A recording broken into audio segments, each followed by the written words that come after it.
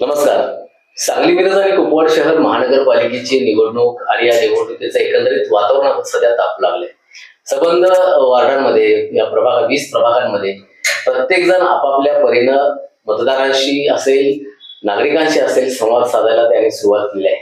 अशा तऱ्हेनं प्रभाग क्रमांक 8 मध्ये भाजपाच्या वतीनं इच्छुक असणाऱ्या सौ योगिता परशुराम राठोड याही आपलं भविष्य, आपलं भवितव्य आजमावण्यासाठी या सांगली मिरज आणि कुपवाड शहर महानगरपालिकेच्या निवडणुकीमध्ये उतरत आहेत आणि त्या सध्या आपल्या स्टुडिओमध्ये आलेल्या आहेत. आपल्या कार्यक्रमाच्या माध्यमातून त्या मतदारांशी संवाद साधणार आहेत. त्यांच्यात कशा तऱ्हेनं त्या मतदारांशी संपर्क साधणार आहेत, कशा तऱ्हेनं आपली भूमिका त्यांच्यासमोर मांडणार आहेत, या संदर्भात आपण आज त्यांच्याशी बोलणार आहोत. नमस्कार. प्रभाग क्रमांक 8 मधून तुम्ही निवडणूक लढवण्यासाठी इच्छुक आहात, ओबीसी महिला या प्रवर्गातून. तर कशा तऱ्हेनं लोकांसमोर आता जात आहे, लोकांशी कशा तऱ्हेने संपर्क साधताय आणि नक्की या निवडणूक लढवण्या पाठीमागचा उद्देश काय राहणार आहे? ओके, तर पहिल्यांदा मी माझी ओळख करून देते. नमस्ते, माझं नाव योगिता परशुराम राठोड आहे. प्रभाग क्रमांक 8 मध्ये भाजपाची मी इच्छुक उमेदवार आहे. मी ऑलरेडी आता भाजपाच्या कार्यकारिणीमध्ये सदस्य म्हणून काम करते आहे. तर आमची पार्श्वभूमी अशी आहे की आमच्या घरामध्ये राजकारण हे असं काही नाहीये. माझे दीर कृष्णाजी राठोड ते गेले 15 वर्ष झाले आपल्या भाजपाची कामं करतात आणि आपली पंचवार्षिक जे पण निवडणूक होते त्याचं सगळं त्यांनी काम बघतात. त्याच्यानंतर माझे मिस्टर युवा अध्यक्ष आहे आणि तसं म्हटलं तर आमचे घरगुती ऑलरेडी बिझनेस आहेत. माझ्या मिस्टरांचे पेविंग ब्लॉक्स आहेत आणि सरकारी टेंडर्स वगैरे घेतात.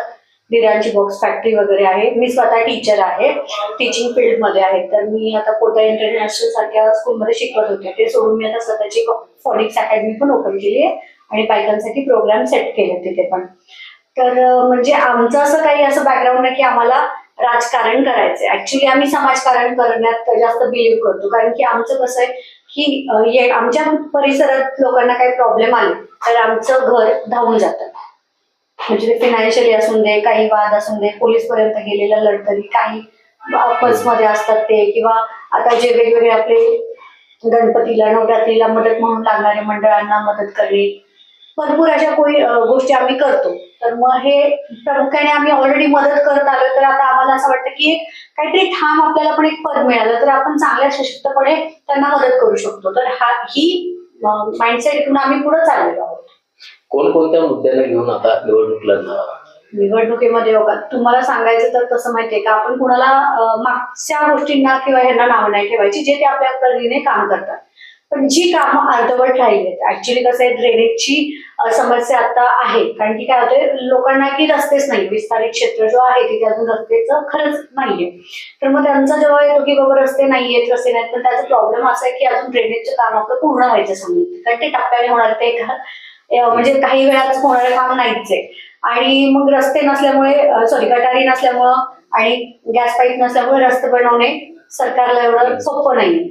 ते आहे. ओपन स्पेस मध्ये मंदिरं बांधणं, बायकांसाठी काय म्हणजे वेगवेगळ्या ओपन ट्रॅक असून दे किंवा बगीचा असून दे, त्यांना आजकाल त्यांनाही जिम हवी आहे, म्हणजे जी सगळीकडे रस्त्यावर दिसते. तर त्यांच्या सुद्धा त्या मागण्यात की आम्हाला हवंय या गोष्टी.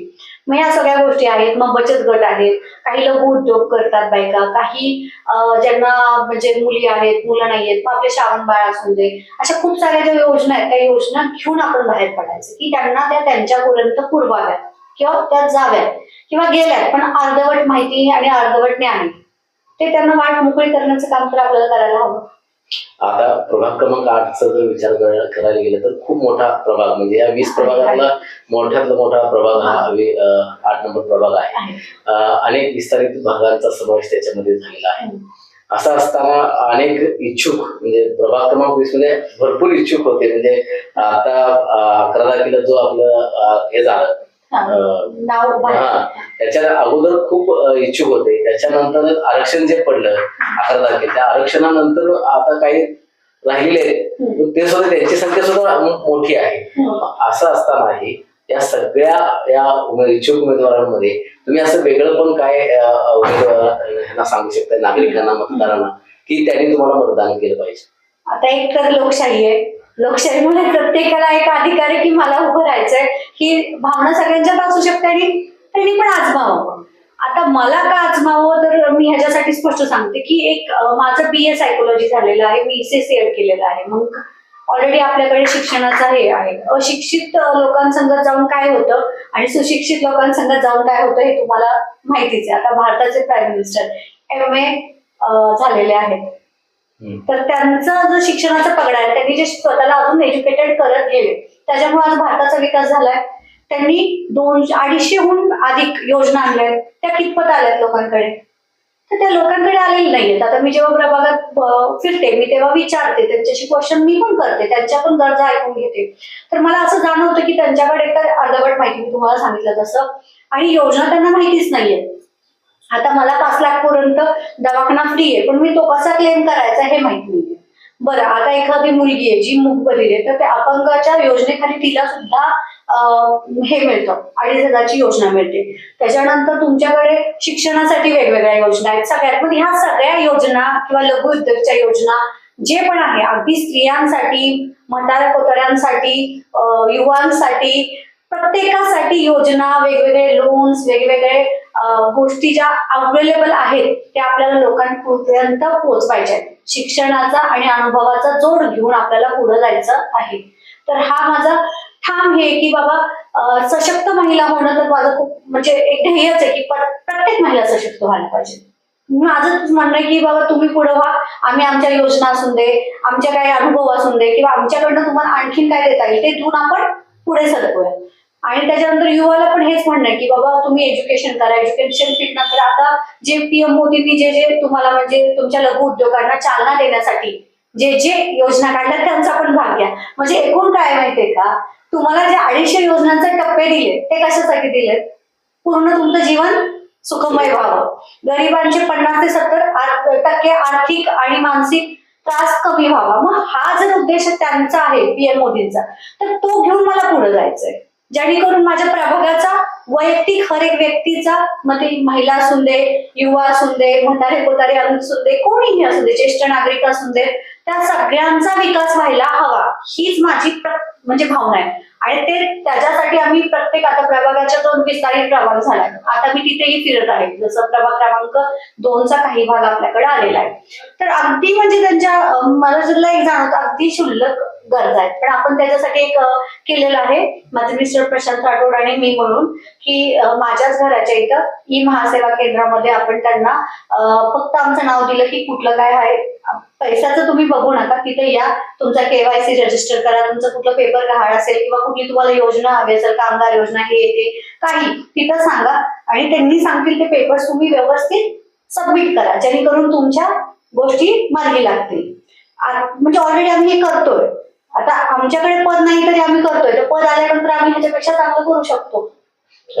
बोलता बोलता तुम्ही सांगितलं की मानसशास्त्राची पदवी तुम्ही घेतली आहे. खरं तर मानसशास्त्र हे मानव आणि मानवेतर प्राणी यांच्या वर्तनाचा अभ्यास करणारं शास्त्र म्हणजे मानसशास्त्र असं म्हटलं जातं. मानसशास्त्र आणि माणसाचं एकूणच मानसिक आरोग्य चांगलं राहावं, जर त्याच्याकडून एखादी घटना घडली असेल तर ती का घडली याची कारण मीमांसा शोधण्याचं काम मानसशास्त्र करतं. तर या मानसशास्त्राचा उपयोग या आता नगरसेवक म्हणून तुम्ही निवडून आल्यानंतर कशा तऱ्हेनं होईल असं तुम्हाला वाटतं? आता हा छान, खरं सांगते हा प्रश्न खूप छान आहे. हा तर ऍक्च्युली आजकाल आहे ना, जर ऍडॉलसन्स एज कमी वयामध्ये यायला लागले मुलींना, ओके, म्हणजे इथून सुरुवात करू. अगदी न बोलणारे विषय असतात, पण अगदी 11-12 वर्षामध्ये मुली शहाण्या होतात किंवा मोठ्या होतात. आज 4 वर्षाच्या चिमुकलीचं पण प्रकरण आपल्या समोर आहेच, म्हणजे आपल्याला अंगावर काटा मारणाऱ्या ह्या गोष्टी आहेत. तर मानसशास्त्राचा जर व्यवस्थित अभ्यास त्या व्यक्तीला असता तर त्यांनी हे केलं असतं का? नाही, कारण की कुठल्या गोष्टी कुठल्या वयात काय प्रकारे कराव्यात हे आधी कळत. मग तर मला काय म्हणायचं, मी तर जिथे पण जाते तिथे काय म्हणते की तुम्ही मंथली एक मीटिंग ठेवा, एक सब्जेक्ट द्या, मी तो सब्जेक्ट घेऊन त्याच्यातली एक तुम्हाला मार्गदर्शक, त्यातली एक जी व्यक्ती जी त्याच्यातली अभ्यासू असेल त्यांना घेऊन येणार आणि ते तुमच्यासाठी ठेवणार. आणि मी स्पेशली लेडीजसाठी का ठेवते, कारण की लेडीज कशा असतात की बाबा त्या काही पुरुषांसारख्या बाहेर जात नाही, त्यांचं असं तेवढंच, ही काय बोलली ती काय बोलली, हे काय झालं कुठंतरी अर्धवट नाही. मग आपल्याला त्यांना मानसशास्त्राच्या मुळे काय होईल, त्यांची ही विचारसरणी बदलेल. मुलांना कसं सांभाळणं, मुलांना काय म्हणजे संस्कार रुजवणं, ह्या सगळ्या गोष्टी. त्याच्यानंतर आता युवा पण डिप्रेशन मध्ये चालले, कमी वयातले पण डिप्रेशन मध्ये चालले, मोठ्या वयातले पण चालले. कुठेतरी हा डिप्रेशनचा भाग जर बघितला तर आपण म्हणू शकतो की आर्थिक आणि मानसिक. आणि मानसिक माझं psychology it helps to you to go to new ways, how to find it. मला नवीन मार्ग जर शोधायचा आहे, ठीक आहे, माझ्याकडनं काहीतरी रॉंग झालं तर ते नाही हुआ, किंवा मी जी रॉंग इन्फॉर्मेशन नाही देणं, हे सगळं तर मानसशास्त्राच्या अंडरमध्ये येतं. मग त्याच्यासाठी आपण वेगवेगळे प्रोग्राम ऍक्च्युली त्यांच्यासाठी ड्राफ्ट करतोय.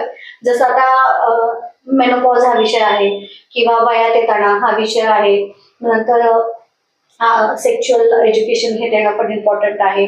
तर आपल्या वॉर्डामध्ये हे आपल्या प्रत्येक महिलाला, अगदी तळागाळाच्या महिलापासून ते हायफाय सोसायटीच्या यांना योग्य मार्गदर्शन द्यावं, ह्याच्यासाठी आम्ही प्रोग्राम ड्राफ्ट करत आहोत ऑलरेडी. मग त्यांची हेल्थ असून दे, न्यूट्रिशन असून दे, एव्हरीथिंग. आता प्रभाग क्रमांक 8च्या अनुषंगाने प्रश्न विचारतो. त्या प्रभाग मोठा झालेला आहे, तुम्ही आता मतदारांशी संवाद साधायला म्हणजे बैठक घ्यायला किंवा बैठकांची सुरुवात केलेली आहे. काय वाटतं लोकांच्या बघून कसा प्रतिसाद आहे? आतापर्यंत तरी खरं सांगते, म्हणजे मला जो प्रतिसाद मिळाला तो खरंच खूप सुंदर आणि छान मिळालेला आहे. कारण की ऑलरेडी कसं माहितीये का, नरेंद्र मोदी झाले आणि आपले आमदार सुधीरदादा गाडगे यांनी खूप कामं केलेली आहेत, आणि एवढी कामं केलीत की त्यांनी आमच्या पण कुठेतरी वाटा मोकळ्या करून दिलेल्या आहेत. इव्हन तो आता पण फिरताना जेव्हा एखाद्या मी दादांसंगत पण 1-2 म्हणजे भरपूर उद्घाटनला वगैरे गेली ना, तर त्यांनी जर मागण्या केल्या तर ते सरळ म्हणतात तुम्ही आराखडा घेऊन या, ओके, आणि तो घेऊन या, मला दाखवा, मी पास करतो, आणि दादा करतात. म्हणजे एवढं सोपं काम दादांनी पण आपल्याला करून दिलं. आणि तुम्हाला माहितीच असेल की आपले माननीय आमदार गाडगे सर, त्यांच्या इथं कुणालाही दरवाजा बंद नाहीये आमदार ऑफिसमध्ये. सो मग एवढं सगळं असताना आपल्याला एवढी सगळी लाईन क्लिअर आहे, आणि मग हे असताना मग आपल्याला प्रॉब्लेम कुठे येणार आहे? तुमची जी लग्नाच्या अगोदरची जी काही पार्श्वभूमी आहे वडिलांकडची, ती थोडी राजकीय राहिलेली आहे. तुमचे वडील पण राजकारणामध्ये होते, ते कशा तऱ्हेनं तुमची पार्श्वभूमी आहे? तर ते कसं माहितीये का, की तेव्हा शिवसेनाचा आपल्या महाराष्ट्रात पगडा पहिल्यापासून आहे. बाळासाहेब ठाकरे म्हणजे त्यांचं दैवत आहे माझ्या वडिलांचं. तर त्याच्यामुळं कसं झालं की आमचे बाबा एकेकाळी त्यांचे खूप क्लोज होते, आणि मग दापोली या गावात मी राहत होते, आणि तिथे पहिली म्हणजे पुण्यामध्येच पहिली शिवसेना आणायचं काम, शाखा आणायचं काम माझ्या वडिलांनी आणि यांनी केलं. आणि त्याच्यानंतर आम्ही घरामध्ये या सगळ्या गोष्टी बघत होतो, म्हणजे समाजकारण, राजकारण सगळंच बघत आलो लहानपणापासून. मग त्याच्यानंतर आमच्या वडिलांना खूप आवडायचं की जेव्हा सुषमा स्वराज बोलायच्या किंवा अटल बिहारी वाजपेयी, तर ते उद्देशून सांगायचे ती कशी राहते, ती कशी बोलते, बजेट असेल वगैरे, ते आम्हाला बसवायचे आणि ऐकवायचे. सो तो सगळा पप्पांकडनं एक प्रकारे ही धडाधडी, किंवा एक स्त्री असून आपण कसं असावं, आणि पुण्यामध्ये असल्यामुळे तर एज्युकेशन मस्ट असं माझ्या आजोबांचा, वडिलांचा हेच होता, हट्टच आहे. हट्टच अजूनही त्यांचं असतं की यू शुड एज्युकेट युअरसेल्फ, नवीन शिकत राहावा. आणि माझे वडील आजही शिवसेनेचे ज्येष्ठ कार्यकर्ते म्हणून काम करत आहेत तिथेच. प्रभाग क्रमांक 8 मध्ये विस्तारित भाग जो वाढलेला आहे, तर अनेक अजून सोयी सुविधांचा अभाव आहे, कारण गुंठेवारी क्षेत्र आहे. तिथल्या ज्या समस्या आहेत त्या कशा तऱ्हेनं सोडवण्याचा प्रयत्न तुमचा इथून पुढच्या काळामध्ये? आता त्यांनी स्वखर्चाने, मी काल गेली मोरूड कॉलनीमध्ये, स्वखर्चाने त्यांनी तिथं गणपती मंदिर बांधलंय. प्रकाशराव मामांनी तिथे आपल्याला मस्तपैकी पेविंग ब्लॉक्स बसून दिले. आणि थोडंसं आता कसं आहे, थोडंसं जे काम राहिलंय, आणि कसं असतं तुम्हालाही कळतं की कोणीही प्रभागात काम केलं तर मेंटेन ठेवणं एक नागरिक म्हणून पण आपलं स्वतःचं कर्तव्य असतं. प्रत्येक येणारा अधिकारी किंवा पद घेऊन येणारा माणूस तो 24 आवर्स प्रत्येक माणसाला नाही बघू शकत, किंवा प्रत्येक नाही.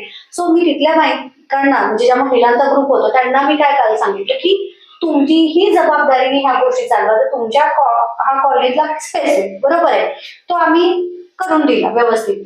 तर तो व्यवस्थित राहणं हे तुमची पण एक जबाबदारी. तर माझं सगळ्यांना असं म्हणणं आहे की दरवेळेस तुम्ही असं नका बघू की मला समोरूनच सगळं येईल, नाही, तुम्ही पण 4 पावलं पुढे व्हायलाच हवं.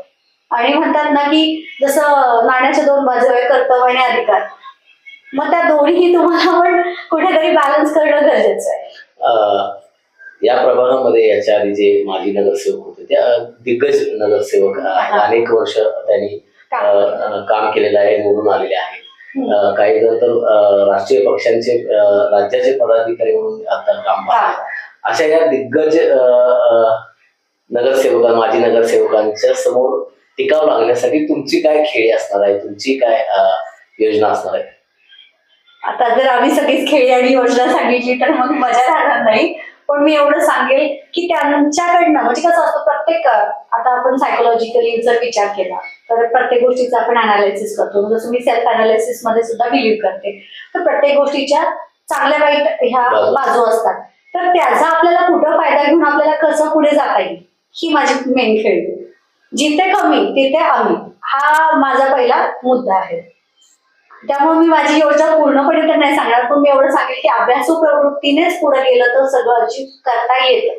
I believe. प्रभाग क्रमांक 8 मध्ये अष्टविनायक नगर आहे.